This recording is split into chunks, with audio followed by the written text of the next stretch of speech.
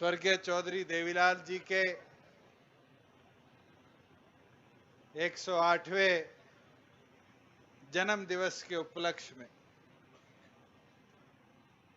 मेवात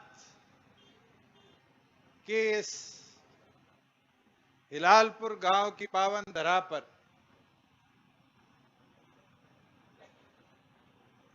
एक विशाल जननायक स्वर्गीय चौधरी देवीलाल जी की प्रतिमा का अनावरण करने आए हमारी पार्टी के राष्ट्रीय अध्यक्ष डॉक्टर अजय सिंह चौटाला जी, हरियाणा प्रदेश के अध्यक्ष सरदार निशांत सिंह जी, उत्तर प्रदेश के अध्यक्ष चौधरी महेंद्र सिंह जी, हमारे मंत्रिमंडल में साथी विधायक भाई अनूप जी, विधायक देवेंद्र बबली जी, अमरजीत ढांडा जी, वरिष्ठ राष्ट्रीय उपाध्यक्ष चौधरी अनंतराम तंवर जी, मंच पर विराजमान पार्टी के राष्ट्रीय प्रदेश जिला के तमाम सदस्यगण, हमारी आज की मेवात जिले की बैठक के प्रभारी चौधरी हर्ष कुमार जी, युवा प्रधान भाई रविंदर जी, माइनॉरिटी सेल के अध्यक्ष भाई मोहसिन जी, मेवात के हमारे बहुत ही वरिष्ठ बदरुद्दीन जी, पूर्व मंत्री एजाज मोहम्मद जी, जिला अध्यक्ष तैयब जी, इकबाल जैलदार जी, अमन अहमद जी, तमाम संगठन के मेवात के वरिष्ठ साथीगण और इस प्रतिमा को इस स्वरूप में लाने का एक सपना सरोने वाले चौधरी देवीलाल जी के पुजारी कह लीजिए, हमारे योगेश शर्मा जी, हमारे बीच में गुजरात के हमारे अध्यक्ष भाई बच्चन सिंह जी और मेवात जिले के कोने कोने से आए जननायक जनता पार्टी के समर्पित कार्यकर्ता साथियों, जब आपके बीच यहां आ रहा था तो किलोमीटरों दूर से इस विशाल स्वरूप को देखने का मौका मिला और जब दिल्ली को मुंबई से जोड़ने वाले इस हाईवे के साथ में इस हाईवे को देखते हुए स्वर्गीय चौधरी देवीलाल जी का ये स्टैचू दिखा तो एक चीज जरूर मन में आई कि चौधरी देवीलाल जी ने जो सपने छोड़े थे गरीब को अमीर से जोड़ने के, उत्तर को दक्षिण से जोड़ने के, समाज को बराबरी पर लाने के, उस प्रगति का प्रतीक ये आज हमारे बीच में चौधरी देवीलाल जी का महान स्वरूप है। मैं तो इतना याद कर सकता हूं कि आज से लगभग 3-3.5 दशक पहले और उससे 10 साल पहले 77 में और 87 में जब चौधरी देवीलाल जी को इस प्रदेश का नेतृत्व करने का मौका मिला तो ऐसे ऐसे कदम उठाए गए, कदमों ने इस प्रदेश को नहीं, देश और दुनिया के अलग अलग देशों में उन कदमों को अपनाने का काम किया।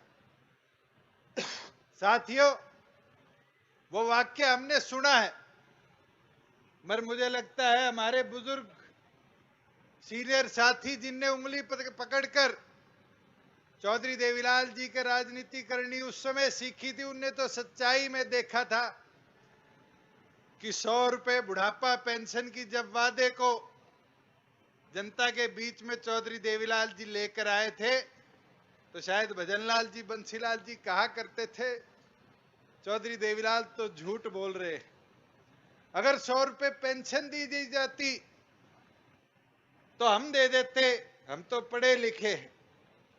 मगर चौधरी देवीलाल ने एक ही चीज करी, विधानसभा में जाते ही 100 रुपए पेंशन को कानून का स्वरूप देने का काम किया। और वो 100 रुपए पेंशन धीरे धीरे बढ़ती, कोई 100 की 200 हुई, 300 हुई, 500 हुई, 700 हुई, 1000 हुई, 1200 हुई, करती करती 2000 तक पहुंची। अरे डट जा, ढाई तो मने भी बेरा है।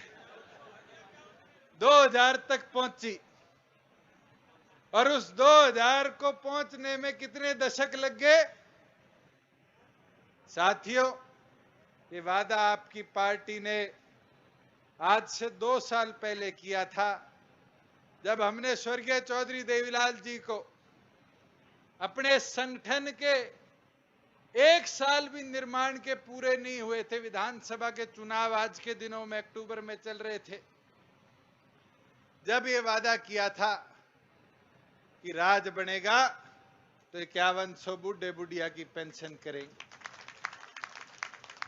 और साथियों, राज बना, बहुत से लोग मेरे पीछे पड़ गए, 5100 कड़ा गया, 5100 कड़ा गया। भाई 10 विधायक हम जीतकर विधानसभा में गए, आज तो 2 साल भी सरकार के पूरे नहीं हुए। आज सुबह पत्रकार साथी पूछ रहे थे, मैंने बताया कि अभी तो 22 महीने और 25-26 दिन हुए हैं इस सरकार। घोषणा पत्र की बात कांग्रेस करती है, घोषणा पत्र की बात और पार्टियां करती है, राजनीतिक लोग करते हैं। आज हमारी गठबंधन की सरकार ने 500 दिन जिस दिन कंप्लीट हुए, उस दिन 500 रुपए पूरे बढ़ाकर बूढ़े बुढ़िया का मान सम्मान 2500 करने का काम किया। और ये कोई रुका नहीं है। अभी निशांत सिंह जी कह रहे थे 3 साल बचे हैं। एक चीज जरूर याद करूंगा, 27 अक्टूबर की शपथ थी, तारा राज में हिस्सेदारी हुई, राज बना। मुझे वो दिन याद है, कांग्रेस वाले, इनेलो वाले के कहते थे, ये सरकार तो 2 महीने में टूट जाएगी। 2 महीने पूरे हो गए, कहने लगे ये सरकार तो 6 महीने में टूट जाएगी। 6 महीने पूरे हो गए, ये सरकार तो साल से पहले गिर लेगी। साल भी पूरा हो गया, 1.5 पे चलेगी। 1.5 पूरा हो गया। अब कल परसों सुन रहा था हुड्डा जी परेशानी के साथ पंजाब की, हरियाणा में प्रेस कॉन्फ्रेंस करते कह रहे थे अब 2 साल हो गए हम इनकी पोल खोलेंगे। पोल तो हम खोलते आए हैं। इनने कहा रजिस्ट्री घोटाला हुआ, हमने सख्ती के साथ इंक्वायरी बैठाई और ये पता चला कि इनकी काली करतूतों ने प्रदेश के डीलरों को ताकत दे रखी थी जमीन लूटन की। और इनके 10 साल का आंकड़ा निकाला तो 60-65 हजार करोड़ की, 60-65 हजार एकड़ की सीएलयू बदल गए। हमने तो सख्ती करी कि गरीब को धोखाधड़ी के साथ कोई जमीन ना लेनी पड़े। हमने तो सख्ती करी कि गरीब को उचित दाम पर सही जमीन मिले, कि उसका मकान तोड़ने कोई विभाग का आदमी ना जाए। साथियों, ये कहते हैं शराब घोटाला हो गया। मैं तो 2 साल हो गए पूछता आया हूं, विधानसभा में आके पूछो, जवाब भी दूंगा, इंक्वायरी को इंक्वायरी भी कराऊंगा। जो तस्करी चलती थी उसको रोकने का काम किया, सख्ती करी, और उसका नतीजा है कि प्रदेश 6300 करोड़ से 7000 करोड़ रुपए पे पहुंच गए। ये 700 करोड़ किसकी जेब में जाया करते थे, इसका जवाब नहीं देते। साथियों, मैं तो एक चीज आपको जरूर बता सकता हूं कि हमारा संकल्प रहा है कि हमारे घोषणा पत्र के छोटे से छोटे वादे और बड़े से बड़े वादे तक हम मिलकर पार्टी के तौर पे, इस गठबंधन के तौर पे दोनों संगठन पूरा करने का काम करेंगे। और छोटे वादे क्या होते हैं? ये महिलाएं, मेरी माताएं बैठी, राशन डिपो देखो तो लगभग सारे पुराने परिवारों में चलते आए, मगर हमने निर्णय लिया और ये अपने दम पर इन महिलाओं की आवाज बनकर निर्णय लिया कि प्रदेश के राशन डिपो में भी हमारी माताओं को हिस्सेदारी मिले।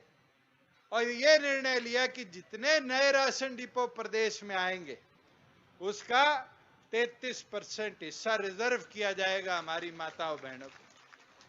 साथियों, पंचायती राज में मैंने कहा चुनरी चौपाल का वादा नैना चौटाला जी का है, उसको हमारा संगठन इस सरकार में मिलकर पूरा करेगा और 50% प्रति ग्राम पंचायत मेंबर, प्रति ग्राम पंचायत सरपंच, प्रति ब्लॉक समिति मेंबर या जिला परिषद मेंबर में आधी हिस्सेदारी अगर प्रदेश में होगी तो हमारी माताओं बहनों की होगी। आज हमारे पिछड़े जातियों के अंदर भी दो तरह के विभाजन है। हम देखते थे बीसीए में, बीसीबी में भागीदारी बी की ज्यादा रहती थी क्योंकि जनसंख्या ज्यादा है, गांव में कृषि तौर पर मजबूत परिवार है। हमने ये निर्णय लिया दोनों संगठनों ने मिलकर कि पिछड़े को भी हिस्सेदारी दी जाएगी, तो पिछड़े की हिस्सेदारी में 8% टोटल में 100% में से अगर रिजर्व किया जाएगा तो पिछड़ों के अंदर जो अति पिछड़े हैं उनके लिए किया जाएगा। साथियों, मैं एक चीज जरूर बताना चाहूंगा, आज से लगभग 10 महीने पहले किसानों को भ्रमित कर कर किसान आंदोलन शुरू किया और 3 चीजें कही गई। चौथी चीज, 5वीं चीज पे मैं चर्चा नहीं करूंगा। 3 मुख्य चीज करी गई। पहली, एमएसपी खत्म हो जाएगी, दूसरी, मंडी बंद हो जाएगी, और तीसरी, किसान की जमीन पर कब्जे हो जाएंगे। और उस दिन भी एक चीज मैंने कही थी और आज भी कहता हूं कि अगर इन तीनों पर कभी कोई आंच आएगी तो फिर डॉक्टर साहब जैसे कहते हम 10 के 10 को कोई लालच नहीं, एक दिन में त्याग कर इसका विरोध भी करेंगे। मगर साथियों, एक चीज साझी भी करना चाहूंगा। पिछले 2 सालों से प्रोक्योरमेंट देख रहा हूं। जब सरकार बनी थी, जीरी की प्रोक्योरमेंट हो रही थी, बाजरे की प्रोक्योरमेंट होती थी, पैसा कहां जाता था? पैसा आड़ती के पास जाता था और फिर किसान अपने पैसे को लेने के लिए हिसाब करता हुआ महीनों महीनों उसके चक्कर काटता था और फिर हारी मारी कोई 10,000 20,000 लेकर अपना घर चलाता था। मैंने ये निर्णय लिया कि हम कानून के तौर पर किसान के खाते में पैसा देना शुरू करेंगे। मेरा बहुत विरोध हुआ, मुझे याद है उचाना के अंदर भी कई लोगों ने मंडी में मेरे खिलाफ पीपे पीटे और कहा कि भाई ये आड़ती तो किसान का साझेदार है और इसके माध्यम से पैसा नहीं आएगा तो किसान का पैसा मारा जाएगा। आज इस मंच से चौधरी देवीलाल जी की प्रतिमा के सामने खड़ा होकर खुशी के साथ आपको कहता हूं कि पिछले 365 दिन में रबी की खरीफ की 2 खरीद प्रदेश में हुई और 2 खरीद के अंदर 13 अलग अलग प्रकार की सरसों, बाजरा, गेहूं, जीरी, मक्का, दाल, सूरजमुखी, ऐसी 13 अलग अलग प्रकार की वस्तुओं को, मूंगफली तक को आपकी सरकार ने खरीदने का काम किया। और साथियों, खुशी के साथ साझा करता हूं कि 1 रुपया भी किसान के खाते के बाहर नहीं गया। आज सुबह मैं पत्रकार साथियों से मिल रहा था, उनको भी बता रहा था कि मैंने कहा कि अगले 365 दिन में जो 2 खरीद होगी उसके अंदर किसान के खाते में 1200-1300 करोड़ रुपया फालतू जाएगा। फालतू किस में जाएगा? जो पिछले 365 दिन के अंदर 2 खरीद हुई है, उसके 31,000 करोड़ रुपया जो आपके खातों में आया है, उसमें 1200-1300 करोड़ रुपया इस एमएसपी बढ़ने से फालतू किसान के खाते में जाने का काम करेगा।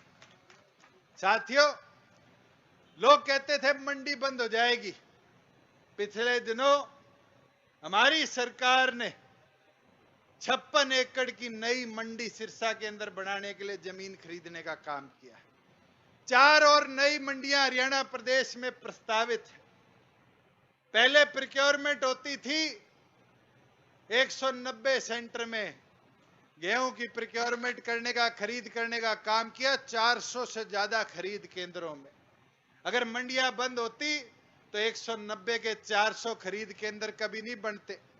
उस कोविड की महामारी में तो 1800 अलग अलग जगह खरीद करने का काम किया। साथियों, कोई कहता है किसान की जमीन पर कब्जा हो जाएगा, इससे ज्यादा भ्रम फैलाया नहीं जा सकता। अगर कब्जे हो रहे होते तो पिछले 10 महीनों में कितने कब्जे हो जाते? कोई एक बात सामने आई, कब्जा हो गया। मैं जरूर यह कहना चाहूंगा कि एमएसपी जैसे हरियाणा प्रदेश सिक्योर करती है, आज जरूरत है कि पूरे देश के किसानों की एमएसपी सिक्योर हो।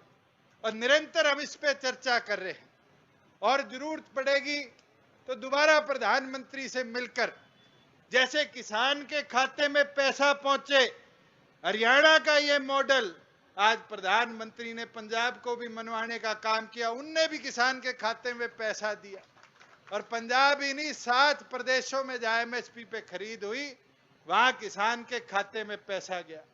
उसी तरीके से जब मैंने प्रधानमंत्री को कहा कि दूसरे प्रदेशों के लोग आकर भी हमारे प्रदेश में काम करते हैं मगर अपना राशन कार्ड का इस्तेमाल नहीं कर सकते, तो केंद्र सरकार ने 1 नेशन 1 कार्ड 1 राशन कार्ड बनाने की जो योजना बनाई, इस तरीके से पूरे देश के किसान को और समृद्ध कैसे किया जाए, इस पर और बेहतरीन तरीके से काम करे, ये हमारा कार्य आने वाले दिनों में रहेगा।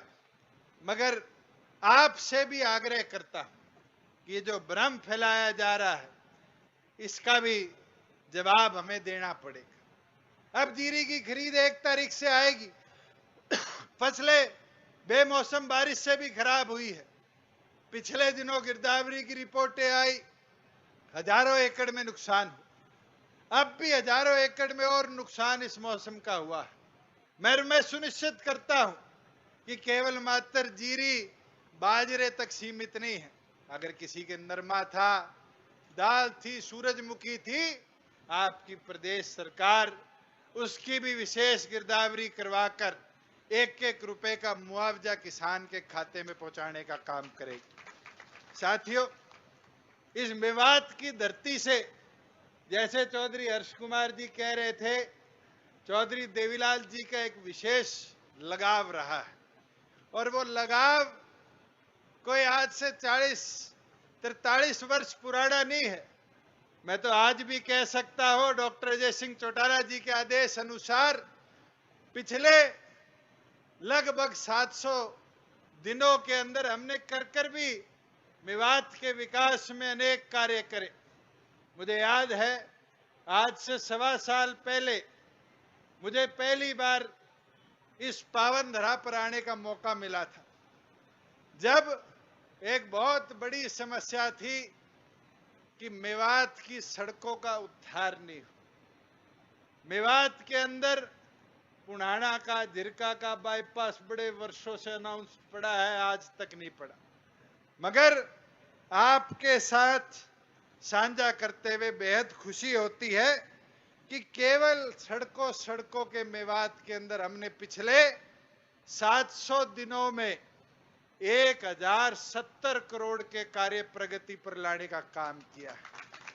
जो बहुत लंबी मांग थी कि नू को झिरचा जाते और आगे अलवर जाते हुए हमारा नेशनल हाईवे तो कहलाया जाता है, मगर 2 लेन को 4 लेन करना है। मैं आपको आज खुशी के साथ साझा करता हूं कि केंद्र से भी हमने इसका अप्रूवल ला दिया और प्रदेश सरकार जल्द लगभग 290 करोड़ का टेंडर करके इसको भी 4 लेन करने का काम करेगी।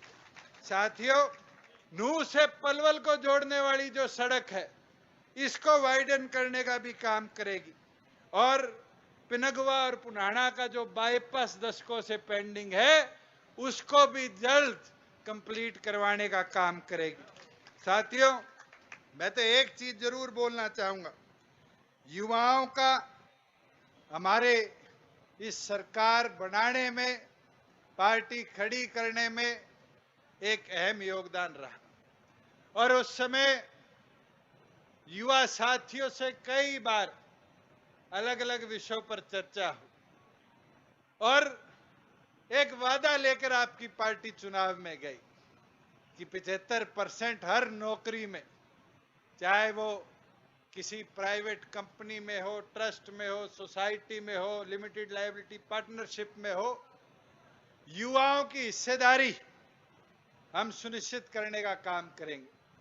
और मुझे याद है विधानसभा में और उससे पहले कैबिनेट में जब हम इस के ऊपर चर्चा कर रहे थे तो बहुत साथियों ने कहा कि इसके लिए तो राष्ट्रपति तक जाना पड़ेगा।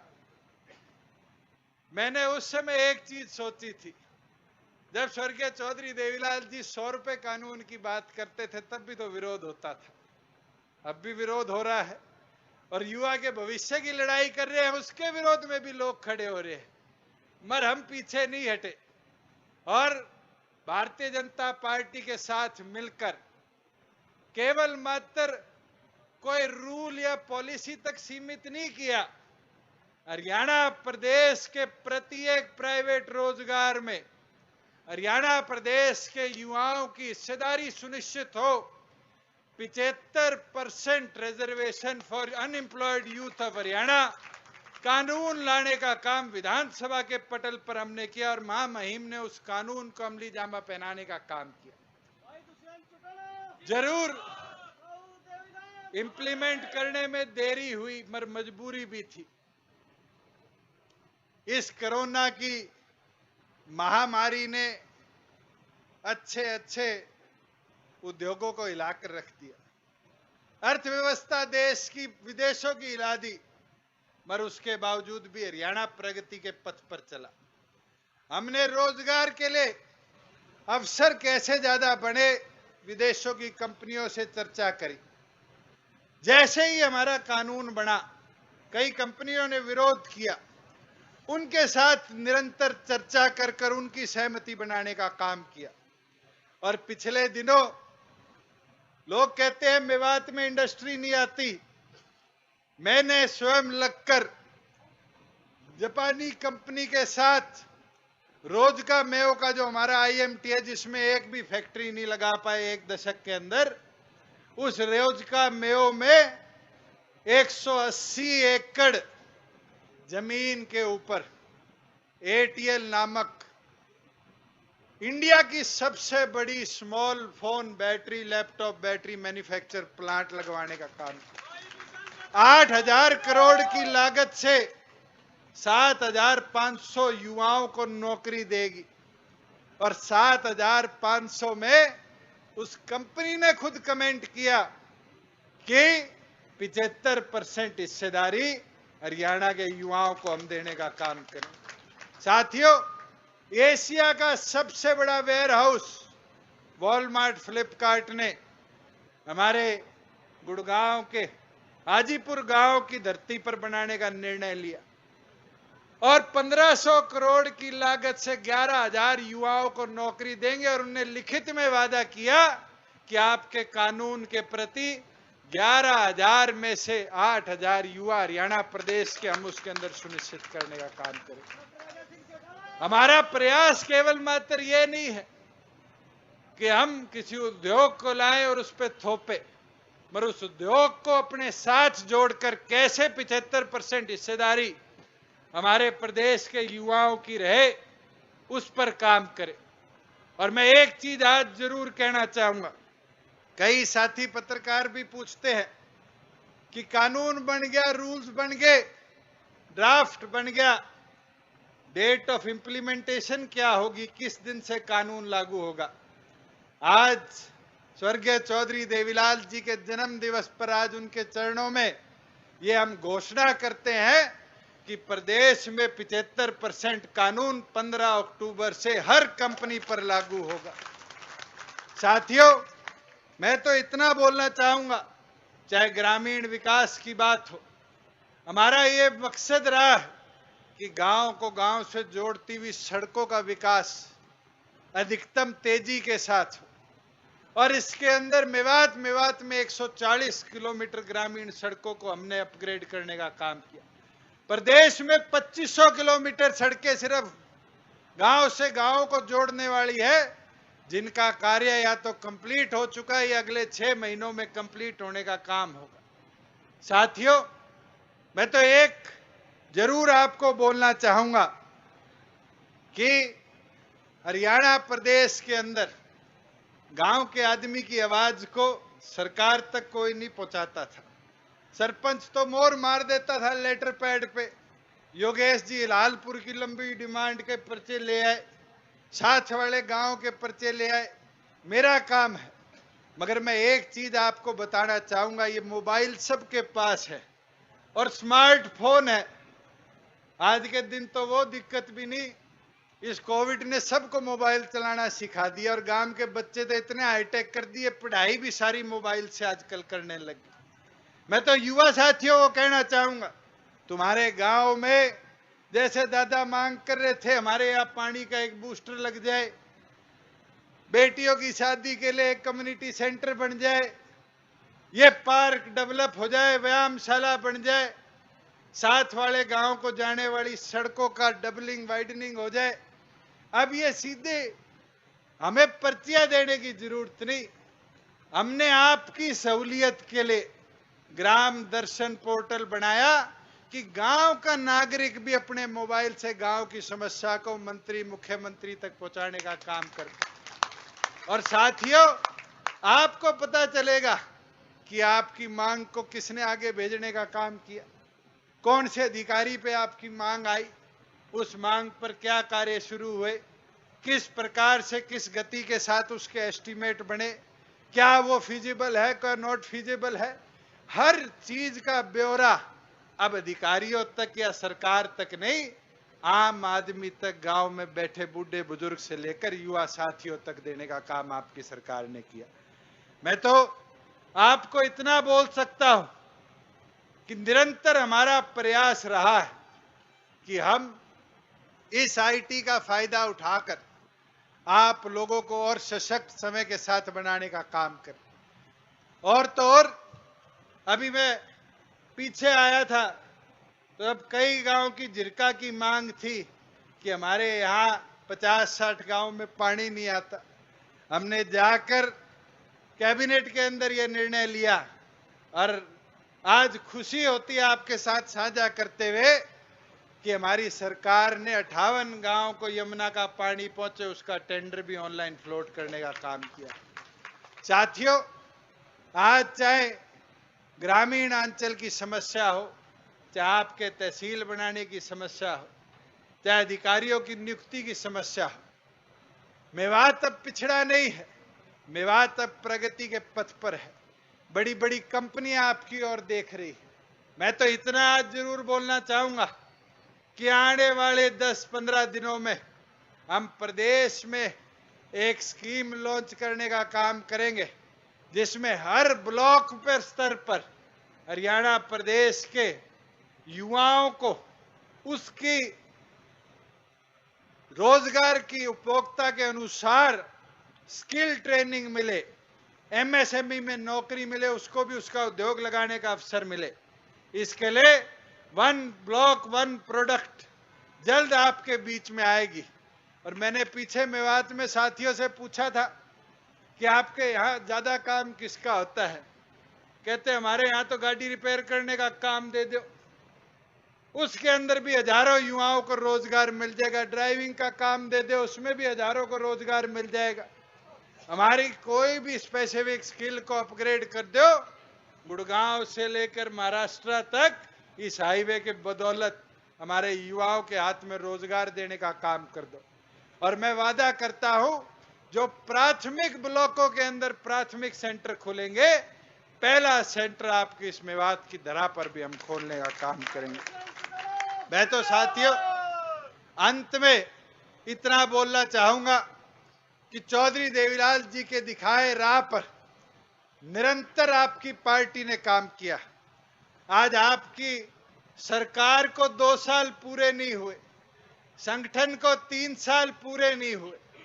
बहुत लोगों ने प्रयास किया कि आपको कमजोर कर दे, मगर ये आप जैसे पार्टी के मजबूत कार्यकर्ताओं की बदौलत है कि इन तमाम कठिनाइयों के बावजूद, कोविड जैसी महामारी के बावजूद भी आपने संगठन का विस्तार प्राथमिक तौर पर और मजबूती के साथ काम किया।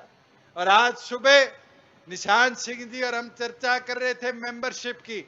मैं तो 22 के 22 जिलों के कोऑर्डिनेटर, क्योंकि मंच पर बैठे हैं, चाहे हमारे पूर्व विधायक हो, चाहे सेलो के अध्यक्ष हो, पार्टी के वरिष्ठ कार्यकर्ता हो, इनको बधाई देता हूं कि हमने 45,000 एक्टिव मेंबर का टारगेट दिया था। समय से पहले इन साथियों ने घर घर जाकर प्राथमिक सदस्य बनाने का काम किया। और अब एक टारगेट और लेकर चलते हैं। 9 तारीख को जैसे डॉक्टर अजय सिंह चौटाला जी के आदेश होंगे, जब पार्टी का हम दूसरा स्थापना दिवस मनाएंगे, ये टारगेट लेकर चलो कि कम से कम 10 लाख नए मेंबर हम पार्टी के साथ जोड़ने का काम करें, प्रदेश में संगठन को और मजबूत बनाने का काम करें। साथियों, ये आपकी मेहनत होगी जो इस संगठन के विस्तार में 90 के 90 हलकों में पार्टी को और मजबूत करने का काम करेगी। मैं तो इतना बोल सकता हूं, चाहे हमारी युवा टीम हो, चाहे हमारा छात्र संगठन हो, महिला टीम हो, बैकवर्ड की टीम हो, एससी की टीम हो, पार्टी के 19 के 19 सेलों ने जिस तरीके से काम किया और पार्टी की जो वादे थे, उन वादों को जो सरकार ने स्वरूप दिया, जनता तक पहुंचाने का काम किया, आज उसका नतीजा है कि विरोधी आपसे घबराते हैं। विरोधी बारी बारी अगर टारगेट करते हैं तो आपके संगठन को करने का काम करते हैं। मगर मैं उन विरोधियों को एक चीज जरूर बोलना चाहूंगा कि यह संगठन चौधरी देवीलाल जी के आदर्शों पे बना है, डॉक्टर अजय सिंह चौटाला के विचारों पर बना है। ये इतना कमजोर संगठन नहीं है। इस संगठन के अंदर ऐसे कार्यकर्ता है जिनने 80-80 साल अपने जीवन की राजनीति में इस संगठन को, इस सोच को जिंदा रखकर डॉक्टर अजय सिंह चौटाला को मजबूती देने का काम किया है। और इसी प्रति हम आगे बढ़ते रहेंगे, स्वर्गीय चौधरी देवीलाल जी के सपनों को पूरा करते रहेंगे और डॉक्टर अजय सिंह चौटाला जी के विचारों को और आगे बढ़ाकर पार्टी संगठन को केवल मात्र हरियाणा तक ही नहीं, मैं तो बोलना चाहूंगा, चौधरी महेंद्र सिंह जी बैठे हैं कि अब आपकी जिम्मेवारी है, उत्तर प्रदेश का चुनाव आ रहा है। मैं कहूंगा निशांत सिंह जी को पंजाब का चुनाव आ रहा है और डॉक्टर साहब के आदेश लेने का काम करेंगे, क्योंकि राजस्थान विधानसभा के अंदर वो 2 बार सदस्य रहे, कि पार्टी के विस्तार को अब इन 3 प्रदेशों में ले जाकर पार्टी की मजबूतियों को आगे बढ़ाने के लिए हमें आदेश देने का काम करे। इसके साथ तमाम हमारे मेवात के पदाधिकारी साथियों का मैं आभार प्रकट करता हूं कि डॉक्टर अजय सिंह चौटाला जी का सपना था कि प्रदेश के 22 जिलों के अंदर स्वर्गीय चौधरी देवीलाल जी की प्रतिमूर्ति हो, मगर आज आपने सबसे ऊंची प्रतिमूर्ति, ये 42 फुट की प्रतिमूर्ति लगाकर ये साबित कर दिया कि जैसे न्यूयॉर्क में स्टैच्यू ऑफ लिबर्टी है, जैसे गुजरात के अंदर सरदार वल्लभ भाई पटेल का स्टैच्यू ऑफ यूनिटी है, आज सर छोटू राम का स्टैच्यू सापला में है, वैसे ही दिल्ली को मुंबई से जोड़ने वाले इस एक्सप्रेसवे पे जब कोई जाएगा तो प्रगति की निशानी देखकर चौधरी देवीलाल जी को विकास के तौर पर देखने का काम करेगा, नमन करेगा और दिशा लेकर जाएगा कि देश की प्रगति उन्नति के अंदर कैसे उनकी सोच का एक अहम योगदान रहा है। इसके साथ आप सब आए, आप सबका आभार प्रकट करते हुए एक निवेदन करूंगा कि जोरदार जयकारा चौधरी देवीलाल जी का लगाकर उनको सच्चा सम्मान देने का काम आप करें। जननायक स्वर्गीय चौधरी देवीलाल अमर रहे, जननायक स्वर्गीय चौधरी देवीलाल अमर रहे। बहुत बहुत धन्यवाद।